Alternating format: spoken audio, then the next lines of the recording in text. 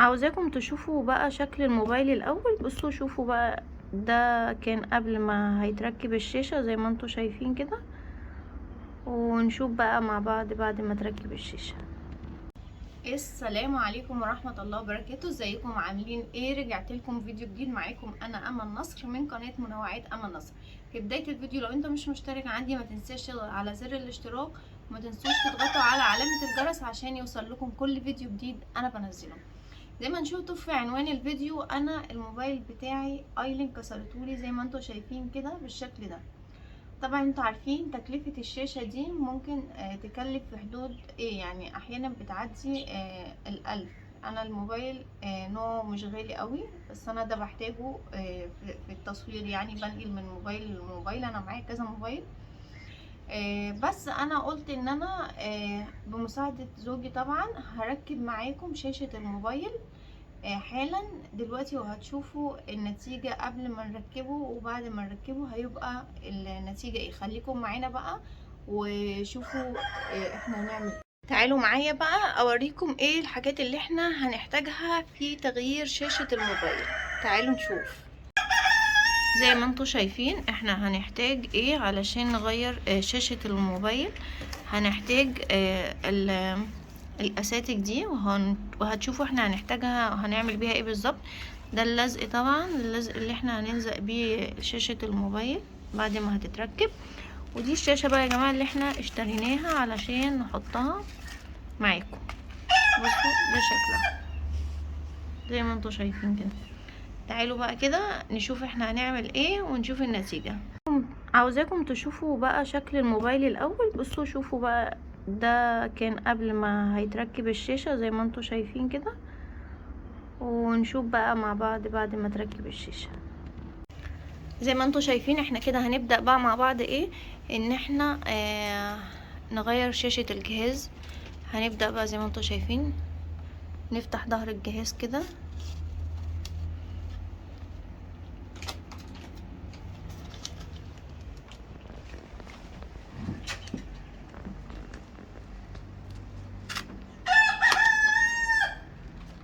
اللي احنا بنفتح بيها ظهر الجهاز دي دي اللزقة اللي هي بتبقى محطوطة على شاشة، يعني شاشة او سكرينة، اي حاجة خفيفة كده بنفتح بيها ظهر الموبايل.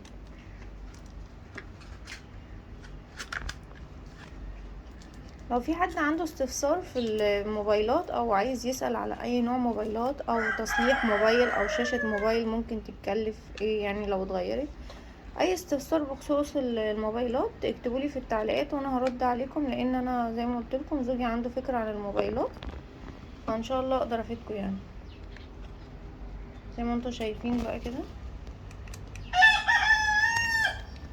طبعا انتوا سامعين صوت الديك، احنا الصبح يا جماعه، يعني اللي هيشوفنا الصبح صباح الخير، واللي يشوفنا في المساء مساء الخير.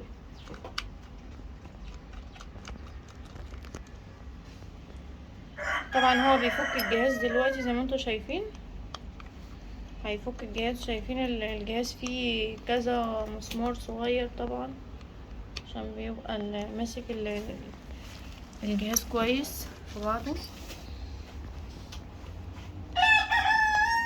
بصوا هنفك كل المسامير الصغيرة اللي في الجهاز، يعني شايفين فيه كم مسمار، كل المسامير دي المفروض ان احنا نفكها.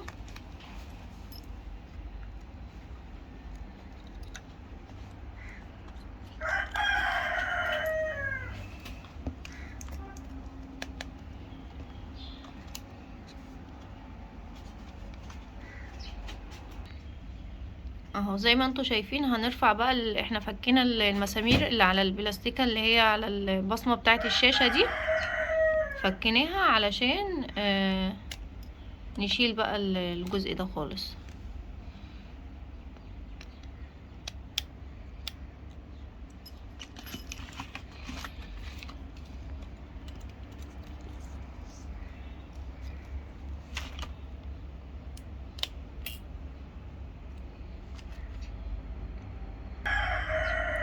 بصوا بقى الخطوة دي احنا هنجرب الشاشة الاول اللي احنا جايبينها دي الجديدة، هنجربها الاول قبل ما هنلزق او هنعمل هنربط هنعمل اي حاجة. هنجرب الشاشة الاول علشان نعرف اذا كانت الشاشة شغالة وتمام ولا في حاجة محتاجة عطلة او حاجة هيقابلنا. الكلام ده كله هنعمله قبل ما نلزق الشاشة.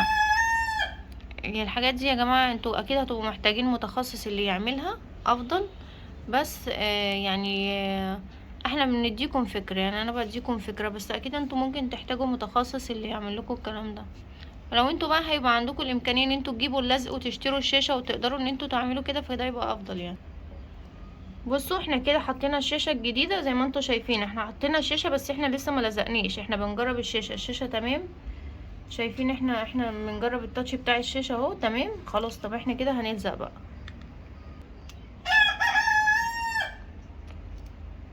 بعد ما جربنا الشاشة ولقيناها تمام هنلزق بقى مع بعض هنلزق الشاشة مع بعض.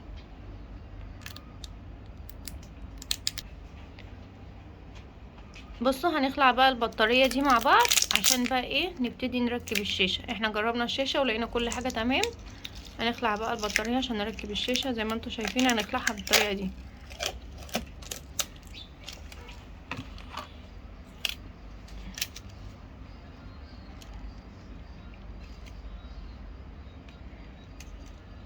شايفين بقى شايفين اللي هو البلاستيكة اللي هو بيخلع بيها دي حاجة رقيقة جدا، يعني سهل ان هي تدخل كده تخرج الشاشة من مكانها. انتوا محتاجين حاجة زي كده، حاجة رقيقة زي كده، زي ما قلت لكم يعني اللزقة اللي بتبقى على سكرينة او حاجة كده تساعدكم ان انتوا تطلعوها بسهولة.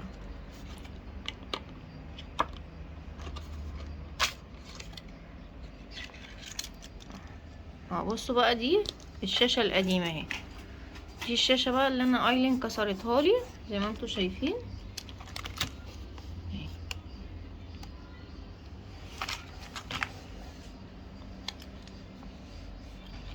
هنلزق بقى، نبتدي نلزق بقى القيمة بتاعت الشاشة. بصوا بقى احنا دلوقتي جبنا ايه، جبنا الجفت ده عشان ننضف بقى ايه الشاشة كويس كده من الاطراف، علشان لما نلزق الشاشة الجديدة تبقى الشاشة متثبتة كويس. بصوا ده بواقي بقى لزق، ده بواقي اللزق بتاع الشاشة القديمة، بس لازم ننضفها كويس يعني. اللي بننضف بيه ده اسمه جفت. انتوا ممكن بقى تستعملوا اي حاجة عندكم تبقى شبيهة ليه كده يعني، بس يبقى بحرص شوية بحيث ان احنا ما نضرش الجهاز او نعمل اي حاجة غلط في الجهاز يعني. بصوا انا بصور لقيت مش قاعد كده بقى، فقلت بقى ايه يعني هو جت عليه اطلعه بقى معانا بقى تشوفوه كده بالمرة. بصوا بقى انا قلت على ما يخلص جوزي بقى ينضف الشاشة اصور مش كده شوية عمال يلعب كده ويتشقى على الصبح كده يعني. احنا نضفنا بقى الاطراف بتاعته كويس، ومعانا بقى زي فرشة كده حاجة بقى ايه نطلع برضو البقية اللزق القديمة اللي هي ايه لازقة زي ما انتوا شايفين في الاطراف كده من داخل الجهاز. ننضف بقى كويس كده.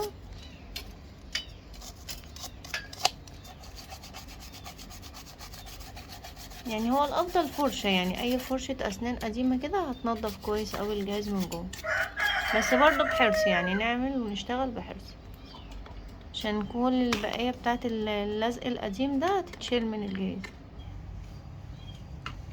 بصوا انتوا شايفين هو مش عارفة هو بيعمل ايه يعني. بصوا هو بياكل الرنج رايت يعني، مش عارفة هو بيعمل ايه، لخبطني يعني. بياكل الرينج لايت زي ما انتوا شايفين، مش عارفة بيعمل ايه يعني. ليه مواقف كده عايزة اصورها لكم بصراحة. دلوقتي بقى احنا تمام، نضفنا الموبايل كويس قوي من اللزق القديم. هنحط بقى ايه المادة بتاعتنا اللي بتلزق ونبتدي بقى نلزق الشاشة زي ما انتوا شايفين بقى. هوريكم هنوزعها ازاي. توزع بقى في الاطراف نفسها بتاعه الجهاز علشان الشاشة الجديدة تمسك كويس. عايزة اقول لكم ان انتوا عشان تغيروا شاشة جهاز انتوا عارفين المبالغ اللي انتوا بتدفعوها، في حين ان انتوا يعني لو عندكم الادوات ديت واشتريتوا الشاشة من عند اي محل قطع غيار، مش قادرة اقول لكم انتوا هتوفروا يعني يمكن ضعف المبلغ اللي انتوا بتدفعوه، يعني هتوفروا مبلغ كبير يعني. زي ما انتوا شايفين بقى احنا بنلزق الشاشة ونوزع المادة كده في الاطراف خالص زي ما انتوا شايفين. بعد كده هنبتدي نحط الشاشة الجديدة. طبعا احنا مجربين الشاشة معاكم وشفناها ان هي شغالة، فكده احنا كده مش هنحتاج ان احنا نرجعها تاني للمحل اللي احنا اشتريناها منه. كده الشاشة تمام. هنشيل بقى اللزق من عليها، هنفك بقى كل حاجة عليها كده زي ما انتوا شايفين عشان نبتدي بقى نحطها على المادة اللي هتلزق على الجهاز.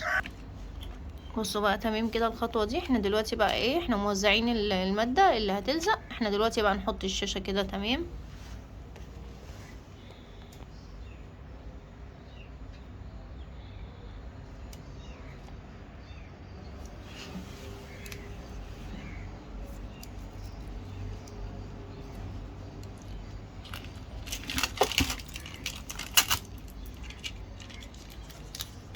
كده احنا تمام ثبتناها كويس. نحط البطارية بتاعتنا بقى. بعد كده بنفتح الجهاز ونشوف تمام كده. تمام كده احنا بقى حطينا الشاشة بتاعتنا كده تمام. احنا خلصنا معظم الخطوات.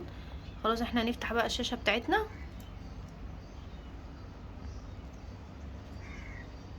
ان الشاشة شغالة خلاص. بصوا الشاشة كده تمام فتحت معانا زي ما انتوا شايفين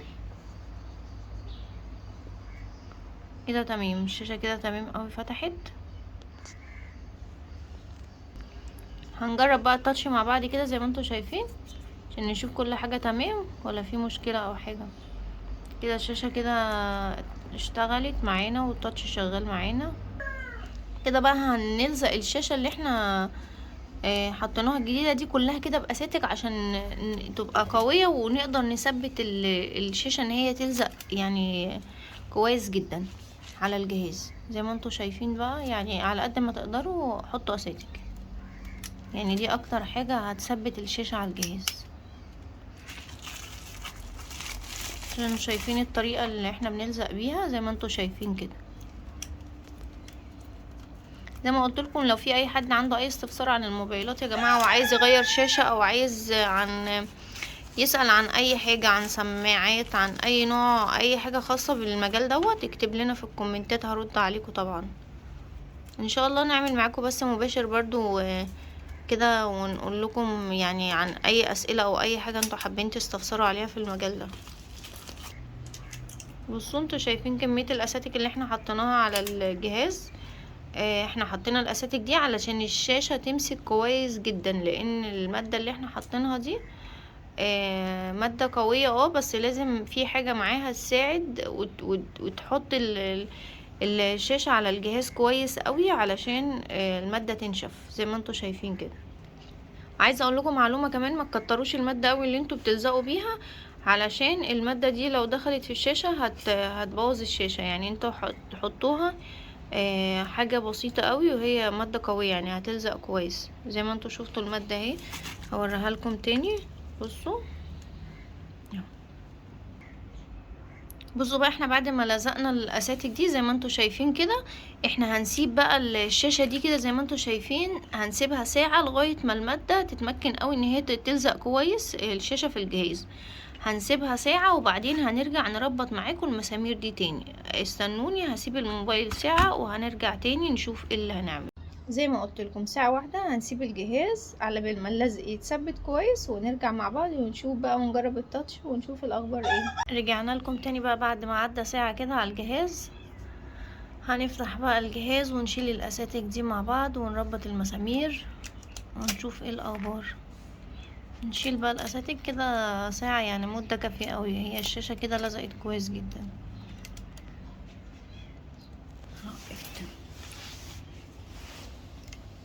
فك الاساتك بالراحة عشان الشاشة متتكسرش.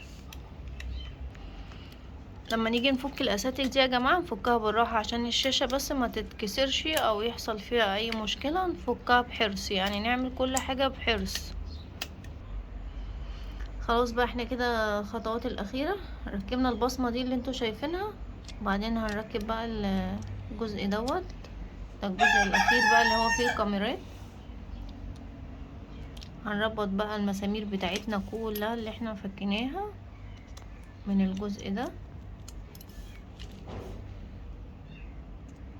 زي ما انتوا شايفين كده.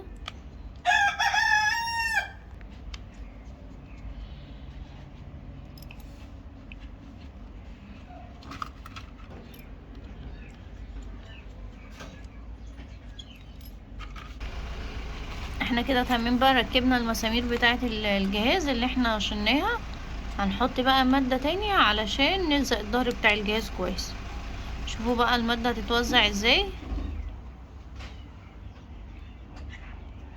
في الاطراف زي ما عملنا الشاشة. هنعمل كده وما نحطش برضو مادة كتير زيادة عن اللزوم عشان الشاشة ما تتأثرش، ما يحصلش فيها مشكلة. زي ما انتوا شايفين بالطريقة دي هنوزع في الاطراف بحرص برضو، يعني كل الشغل ده بيبقى بحرص قوي. كده تمام بقى. هندوس بقى على الجهاز كويس قوي علشان المادة تمسك، الظهر يمسك في الجهاز. هنربط برضو تاني بأساتك علشان المادة تتثبت كويس.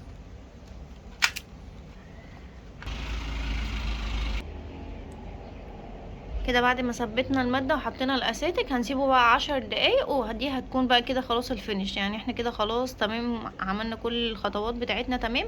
هنبتدي بقى بعد 10 دقايق نشيل الأساتك دي ونشوف بقى الشاشة بتاعتنا هتشتغل ونشوف الجهاز بتاعنا اخباره ايه. استنوا 10 دقايق وهنشيل الأساتك دي مع بعض ونشوف برضو اللي حصل. كده تمام، عدى معانا 10 دقايق. هنشيل بقى خلاص الأساتك دي كلها من على الجهاز زي ما انتوا شايفين بالطريقة دي، ونبتدي بقى نجرب الجهاز بتاعنا. انا بقطع لكم الفيديو اختصارا للوقت. هنشوف بقى الجهاز بتاعنا زي ما انتوا شايفين التاتش تمام اهو. هنشيل بقى اللزقه بتاعه الشاشه الجديده دي. تمام كده بقى الجهاز بتاعنا احنا اطمنا ان الجهاز بتاعنا تمام زي ما انتوا بقى شايفين كده بقى. تمام كده احنا ركبنا الشاشه وكل الخطوات تمام، وكده احنا عملنا كل حاجه صح والجهاز اشتغل معانا زي ما انتوا شايفين. اللي هيقدر بقى ان هو يغير الشاشة بتاعته بالطريقة ديت ويبقى حريص تمام، واللي مش هيقدر بقى يوديه لحد متخصص. بس عايزه اقول لكم ان فرق الفلوس هيبقى كتير قوي، يعني هيبقى توفير قوي اللي هيعمل الموضوع ده بنفسه. كده ابقى وصلت معاكم لنهايه الفيديو. يا رب الفيديو يكون عجبكم واستفدتوا منه. استنوني ان شاء الله بقى بفيديوهات كتير قوي هتعجبكم. وزي ما قلت لكم اللي ليه اي استفسار بخصوص المجال ده يكتب لي في الكومنتات هنرد عليه. واللي مش مشترك عندنا في القناه يدخل حالا ويشترك. وما تنسوش اللايك بتاعكم الجميل والكومنت الحلو. استنوني فيديوهات كتير جايه تعجبكم ان شاء الله. دلوقتي اقول لكم السلام عليكم ورحمه الله وبركاته.